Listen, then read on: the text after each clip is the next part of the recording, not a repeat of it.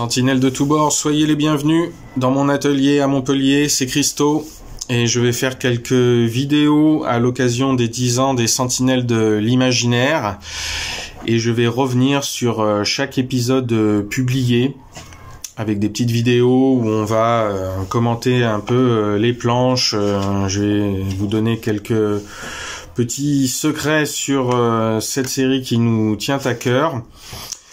Et bien sûr, on va commencer avec l'épisode 1 paru en 2010, Une ombre sur la ville.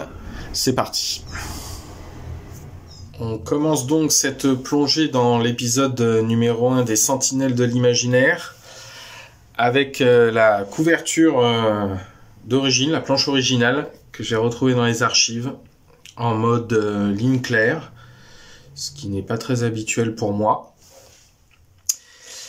Et donc, pour parler un petit peu des dessous de la série, on me demande souvent pourquoi une momie.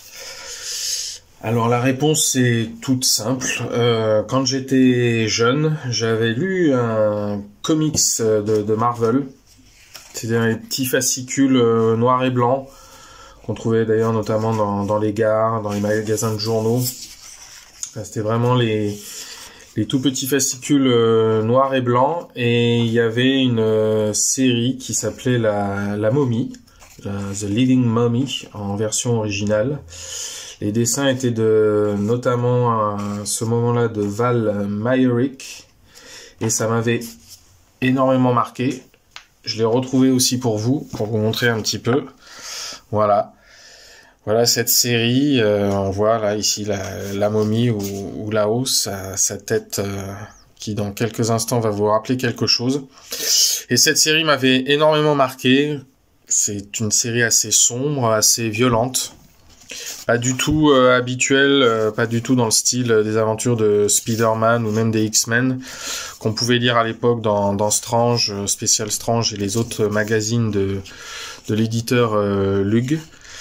Là, dans les petits fascicules Haredi et Artima, c'était souvent des séries un peu plus adultes, un peu plus étranges. Et je sais pas pourquoi, mais cette série m'a excessivement marqué, avec cette momie vraiment qui est très étrange. Et puis c'était vraiment une aventure, et puis un style de graphisme vraiment assez âpre, violent. Très, très, très étonnant comme ça.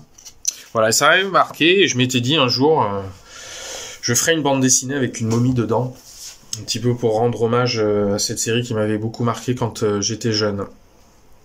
Donc quand j'ai demandé à mon ami Yann s'il voulait m'aider à mettre au point une série de science-fiction qui s'appellerait Les Sentinelles de l'Imaginaire. Je me souviens lui en avoir parlé pour la première fois peut-être à 7. Où j'habitais à l'époque. Ce serait peut-être bien j'en profite d'ailleurs pour, je demande à Yann s'il peut dans les commentaires de la vidéo, s'il peut nous livrer quelques souvenirs de la première fois où on a parlé de cette série, parce que c'est assez flou dans ma tête, même si je sais que j'avais pas mal d'idées précises sur cette série, qu'est-ce qu'il y aurait un petit peu dedans, quel serait son look, comment on la présenterait, parce qu'on voulait évidemment rendre hommage aux comics américains, mais aussi à toute la bande dessinée française, notamment de science-fiction, Valérian, Moebius, Drouillet, Bilal, etc.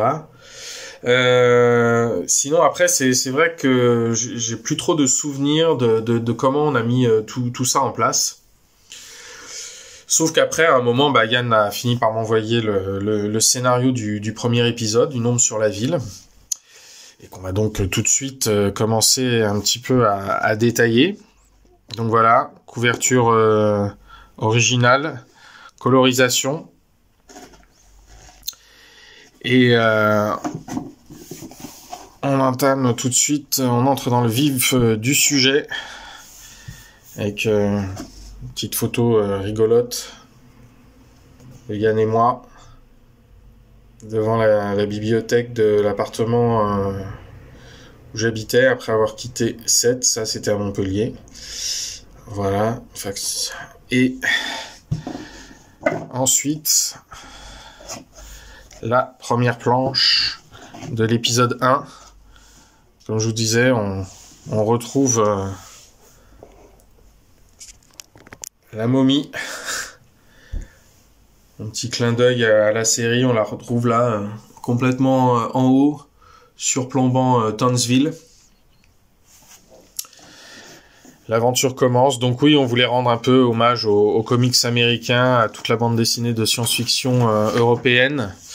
Et moi, évidemment, j'avais envie de traiter tout ça en noir et blanc. De toute façon, dans un premier temps, comme je revenais à la bande dessinée après de très nombreuses années sans activité aucune dans le domaine du dessin, enfin à part quelques illustrations, je voulais quand même faire les choses assez simplement.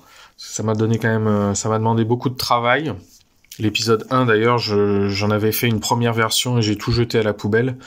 Après avoir reçu le scénario de Yann, ça m'avait pas du tout plu comment j'avais traité toute l'histoire, donc j'ai recommencé tout l'épisode en entier.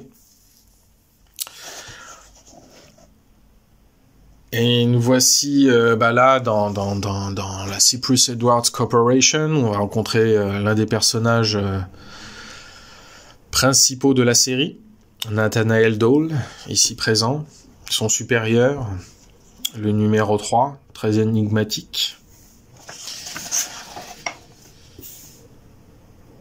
On continue l'exploration de la ville. Moi, j'ai toujours bien aimé ce genre de plan aussi. Dans les taxis volants, au-dessus de Townsville. Et là, on va arriver aussi... on va rencontrer un autre personnage très important dans la série, Pinto. Autre invention de Yann. On voit ici, qui va devenir très très important aussi dans la suite de la série. Là encore, je fais appel à Yann. Je sais pas si à la base on avait, surtout lui, parce qu'il était un petit peu responsable du scénario, s'il avait prévu que Pinto devienne aussi important dans la suite de toute cette histoire.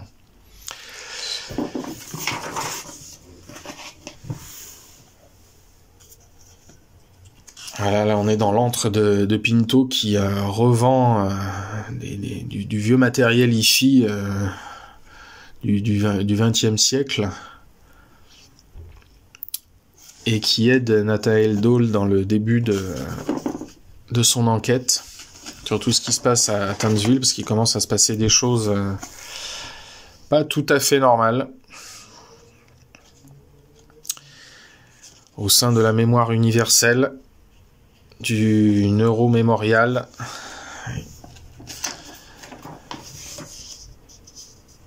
Et des distracteurs de la ville de Townsville. Petite page de pub. Le second roman de Yann Jouvert, Déménage, que je vous conseille fortement. Si vous pouvez mettre la main dessus, c'est une très bonne lecture. Le poster central. Bon, je le tourne pas. On voit que il était prévu visiblement un petit logo pour le titre, une ombre sur la ville. Mais je sais pas pourquoi je l'ai enlevé après de la version finale qu'on trouve en couverture. Alors, je pense que c'était mieux sans, un peu plus sobre. Repage de pub, notre groupe de rock de l'époque, Léo The Last, notre revue de cinéma de l'époque, Peeping Tom. Et oui, on n'arrêtait pas. Là, entre-temps, j'ai un peu oublié, mais ici, on a rencontré un autre personnage essentiel de la série, la jeune scientifique Gala, qui elle aussi va devenir très importante au fur et à mesure des épisodes. Une des premières scènes de restaurant avec Nathaniel Dole, ça ne sera pas la dernière. Et voilà, là on est dans le Neuromémorial. Les choses se complexifient. J'aime bien aussi ce genre de plan avec la main en premier plan. Énorme comme ça.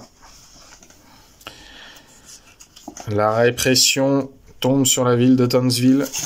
Les choses se gâtent. Ah, et voilà. Cypress Edwards. Le casque neuronal. Un élément essentiel de la série. Une des premières versions. Bon, je survole l'histoire pour bien sûr ne pas tout vous révéler. Les numéros sont encore en vente. Le numéro 1 est, vous pouvez le télécharger gratuitement, parce que là de toute façon au niveau version papier c'est totalement épuisé. Vous pouvez le télécharger gratuitement sur mon site, qui sera bien sûr en lien sous la vidéo. Mon site de BD. Et bientôt, de toute façon, vous le savez déjà, l'intégrale des 10 premières années, de 2010 à 2020. On va bientôt sortir l'intégrale de tous les épisodes des Sentinelles pour cette première partie. Donc, si vous voulez vraiment retrouver le numéro 1 en version papier, et puis ainsi que les épisodes suivants, c'est pour bientôt. Si vraiment vous ne pouvez pas attendre, il n'y a pas de souci, il y a un lien pour télécharger cet épisode gratuitement sur le site. Et voilà, on se retrouve comme à la première page, mais cette fois, la sentinelle a disparu. L'histoire est lancée. On retrouve quasiment tous les personnages principaux sur la dernière planche. Et une petite publicité pour le magasin chez Pinto. Voilà, si vous voulez vous fournir en matériel hi-fi de l'époque, c'est là que ça se passe. Voilà pour ce survol de l'épisode 1.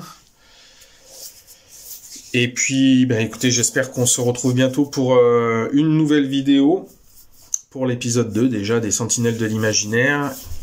Et ce sera l'épisode Naissance d'une Sentinelle.